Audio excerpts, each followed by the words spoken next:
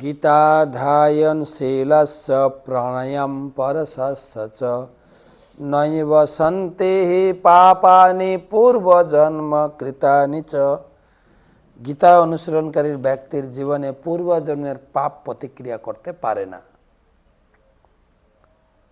পঞ্চসপ্ততিতম ৭৫ ব্যাস প্রসাদাৎ শ্রুতবান एतद् गुह्यमहं परम যোগম যোগেশ্বরাৎ কৃষ্ণাৎ সাক্ষাৎ কথয়তো স্বয়ং ব্যাস প্রসাদাৎ শ্রুতবান एतद् गुह्यमहं परम যোগম যোগেশ্বরাৎ কৃষ্ণাৎ সাক্ষাৎ কথয়তো স্বয়ং।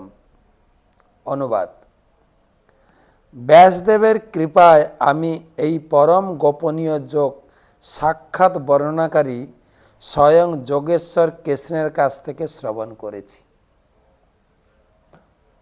ব্যাসদেব তার সিদ্ধান্ত জানালেন যে এই যে ভগবানের কাছ থেকে সরাসরি গীতা শোনার সৌভাগ্য আমি কি করে লাভ করেছি? আমার গুরুদেবের কৃপায়। গুরুদেব, তার গুরুদেব হচ্ছেন ব্যাসদেব। ব্যাসদেব এসেছিলেন কুরুক্ষেত্রের যুদ্ধের শুরুতে তার পুত্র ধৃতরাষ্ট্রকে দিব্য চক্ষু দান করার জন্য। যে বৎস, তুমি জন্ম থেকে অন্ধ, তোমাকে আমি দিব্য জ্ঞান দিতে এসেছি, দিব্য চক্ষু, যাতে যুদ্ধক্ষেত্রে পূর্ণ ঘটনা তুমি দেখতে পাবে। ধৃতরাষ্ট্র রাজি হলেন না, বলেন গুরুদেব আমি নিজের চোখে পুত্র হত্যা আমি সহ্য করতে পারবো না, তবে ভগবান শ্রীকৃষ্ণ আছেন এই কুরুক্ষেত্রের মাঠে, যদি সেরকম কিছু ব্যবস্থা করে দেন কুরুক্ষেত্রের রেজাল্ট আমি শুনতে চাই, খেলার রেজাল্ট।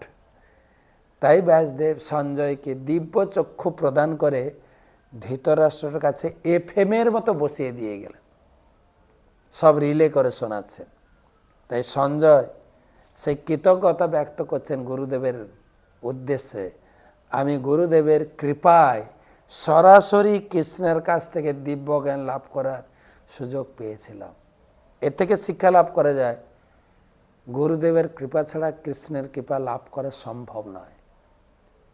তাই সদ্গুরুর সন্ধান করে তার চরণে আশ্রয় গ্রহণ করলে ভগবানকে উপলব্ধি করা যাবে, কৃষ্ণকে জানা যাবে।